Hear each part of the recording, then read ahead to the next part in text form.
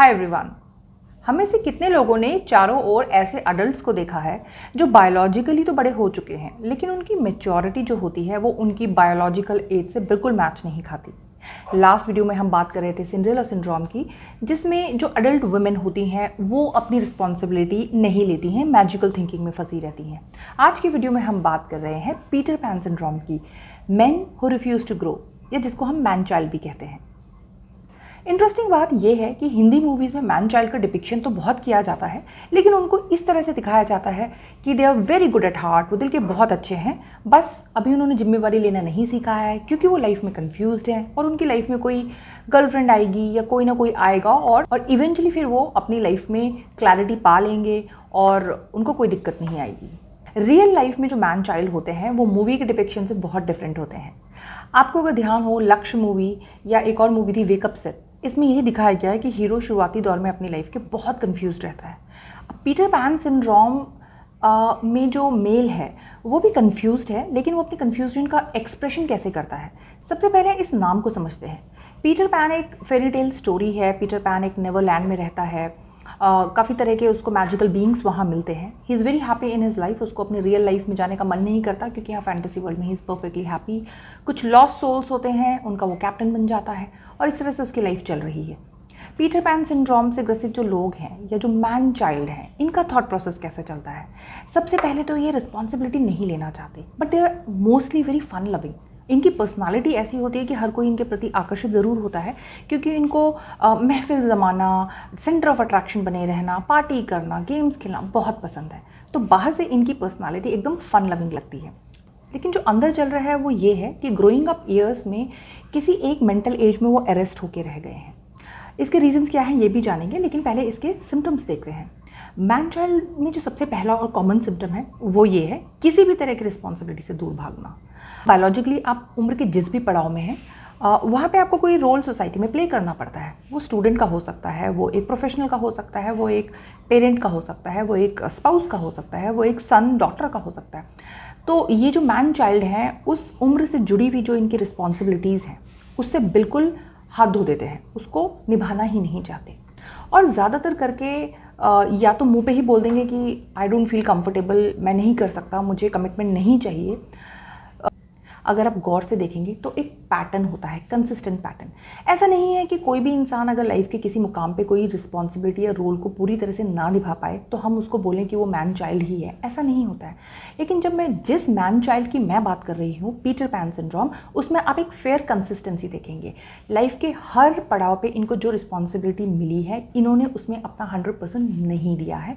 In fact इन्होंने बहुत सारे रीजंस ढूंढ लिए हैं कि ये क्यों उस काम को नहीं कर सकते या करना चाहते, या वो काम इनके लिए सुटेबल क्यों नहीं है।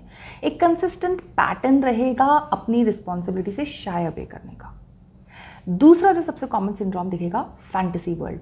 पीटर पैन अपनी फैंटेसी वर्ल्ड में रहता है और उसी तरह से ये मैन चाइल्ड हकीकत की दुनिया में ज़्यादा समय ना बिता के फैंटेसी वर्ल्ड में ज़्यादा से ज़्यादा टाइम बिताते हैं। वहाँ पे कोई रियल लाइफ चैलेंजेस नहीं है, कोई कॉन्फ्लिक्ट नहीं रिजॉल्व करने हैं, किसी तरह से अपने आप को अपग्रेड या ग्रोथ करने के लिए वहाँ पे कोई आपको बोल नहीं रहा है, तो it's perfectly fine for them. Real world में तो आपको ग्रो करना पड़ेगा, आपको फीडबैक्स लेने पड़ेंगे, आपको स्ट्रगल्स करने पड़ेंगे, उससे ये बचते हैं और उसके लिए सबसे सेफ जगह है इनका फैंटेसी वर्ल्ड। फैंटेसी किस तरह से प्ले आउट होती है? Day dreaming and fantasy are different. Day dream हम सब करते हैं, लेकिन फैंटेसी का मतलब है कि considerable part of your time आप किसी एक इमेजिनेशन की दुनिया आपने क्रिएट की है और अब वहाँ हैं।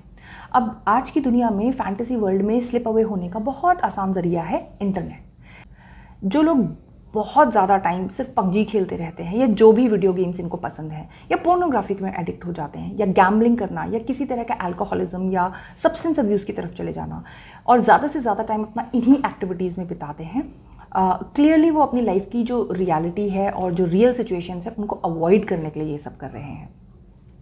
तीसरा जो सिम्टम इनको देखने को मिलेगा, इनके जो इंटरपर्सनल रिलेशनशिप्स होते हैं वो बहुत ही वीक होते हैं। कोई बहुत अच्छे इनके दोस्त नहीं होते और जो भी इनके सराउंडिंग में इनके लोग होते हैं आसपास, वो इमेच्योर लोगों का सर्कल होता है। देखिए, ईगो थ्रेटन फील करेगा अगर आप समझदार मैच्योर लोगों के बीच हैं, क्योंकि फिर आपको कहीं ना कहीं लगेगा कि अरे हमें भी ग्रो करना है, या वो आपको फीडबैक दे कि ऐसे नहीं ऐसे करें, तो इससे इनका जो वीक फ्रेजाइल ईगो है वो बहुत हर्ट होता है। So they prefer to keep company of losers, जैसे पीटर पैन है, captain of the lost souls, तो ये भी प्रेफर करते हैं ऐसे लोगों को ढूंढना जिसके सामने ये बड़ी बड़ी बातें कर सकें और अपना प्रोजेक्शन बड़ा दिखा सकें। चौथी जो चीज़ आपको पीटर पैन सिंड्रोम में दिखेगी वो है डिसफंक्शनल फैमिली डायनामिक्स, और ये रीज़न भी होता है जिसकी वजह से ये सिंड्रोम डेवलप हो जाता है मेल्स में। डिसफंक्शनल फैमिली डायनामिक्स दो तरह से प्ले करती हैं।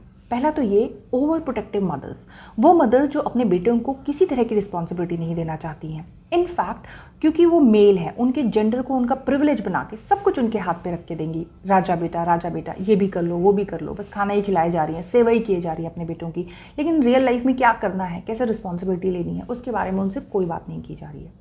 दूसरी फैमिली डायनामिक्स इन लोगों के यहाँ जो देखने को मिलती है वो है ओवर बेयरिंग या इमोशनली एब्सेंट फादर फिगर। जी हाँ, जब इनके फादर फिगर इमोशनली इनके लिए अवेलेबल नहीं होते हैं, या जितने भी टाइम इनके साथ बिता रहे हैं उतने टाइम सिर्फ डिमांड्स लगाए जा रहे हैं कि ये अचीव करो, तुमने तो ये भी नहीं किया, यू आर अ फेलियर, तो बहुत ज़्यादा डर बच्चे के मन में बैठ जाता है।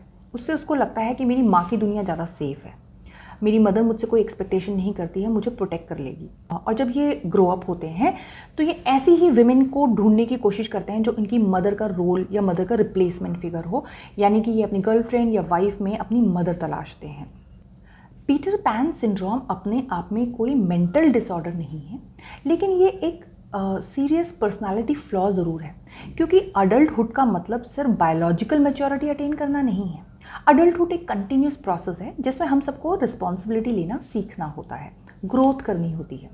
अब पीटर पैन सिंड्रोम हो गया या सिंड्रेला सिंड्रोम हो गया, इसमें फंसे हुए जो अडल्ट्स हैं, मैन और वुमेन हैं, एंटाई ग्रोथ हो जाते हैं। इनको ग्रोथ अपने कंफर्ट लेवल से बाहर आना होता है, ग्रोथ में नए चैलेंजेस लेने होते हैं, और ये कहीं स्टक हो चुके हैं किसी अपने चाइल्डहुड लेवल पे, और इसीलिए ये इनको पता नहीं है कि ग्रो कैसे करना है, चेंज कैसे होना है। अगर आपको आसपास अपने ऐसे लोग दिख रहे हैं जिनको पीटर पैन सिंड्रोम है, जो जिम्मेवारी बिल्कुल नहीं ले रहे हैं और अपनी लाइफ ऐसे ही वेस्ट अवे किए जा रहे हैं, हम क्या कर सकते हैं? पहली बात तो ये, एज ए पेरेंट हमें ये देखना है कि हम अपने घर में एक बहुत ही फंक्शनल माहौल बना के रखें, बच्चों के साथ कम्युनिकेशन चैनल बहुत ओपन हो, उनको उनके हर एक्शन का कंसिक्वेंस ज़रूर बताएं, और सिर्फ रोक टोक करने से या डांटने से अच्छी पेरेंटिंग नहीं होती है। We have to be very friendly with them, ताकि उनकी लाइफ में कोई भी ट्रबल, कोई भी स्ट्रगल, कोई भी कॉन्फ्लिक्ट हो, वो उसको सॉल्व खुद से करें, या अगर उनसे सॉल्व नहीं हो रहा है तो वो सबसे पहले आपके पास आएँ।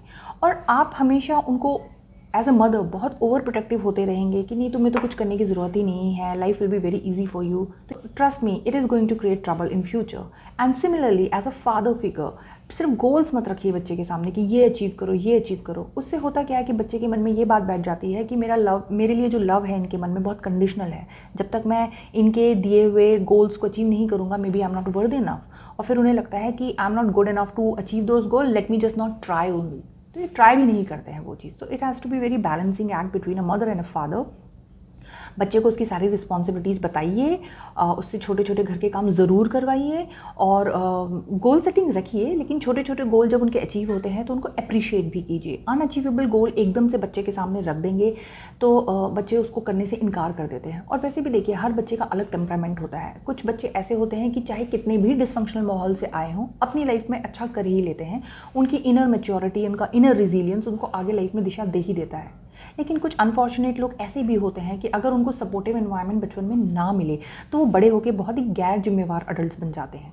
और ऐसे गैर जिम्मेवार अडल्ट्स, इनके जो रिलेशनशिप्स होते हैं हमेशा डिसफंक्शनल होते हैं, इनके जो स्पाउस होते हैं, इनके जो फ्रेंड्स होते हैं, इनके कोलीग्स होते हैं, इनसे हमेशा बहुत परेशान रहते हैं। खासतौर पे पीटर पैन सिंड्रोम में आप नोट करेंगे कि ये जो मेन होते हैं ना, they can not keep up their job, या तो ये जॉब करना ही नहीं चाहते, या ये कभी किसी एक जॉब में टिक नहीं सकते, क्योंकि जॉब करने के लिए जो एक कमिटमेंट चाहिए वो इनमें नहीं होता। पीटर पैन सिंड्रोम को सिर्फ फाइनेंशियल एस्पेक्ट से जोड़ के मत रखिए कि ये लोग जॉब नहीं रख सकते हैं, ये नहीं हो सकता है। देखिए, लाइफ के हर फील्ड में अगर आपको पैसे की ज़रूरत है, नहीं है, that is a different thing. May be you come from a background जहाँ आपको बहुत ज़्यादा जॉब करने की ज़रूरत ना हो, आपके पास बहुत सारे फाइनेंसेस हो, या maybe you are a creative person, आप अपनी एनर्जीज किसी क्रिएटिव काम में लगा रहे हैं, किसी रिसर्च में लगा रहे हैं, दैट्स ओके। आप अपनी लाइफ में जो भी कर रहे हैं वो फाइन है, लेकिन उसे करते रहिए, अपने आप को चैलेंजेस देते रहिए, उसी से आपकी ग्रोथ होगी, और तभी आप एक फुल्ली फंक्शनल अडल्ट बनेंगे, चाहे आप एक मेल हैं चाहे आप एक फीमेल हैं।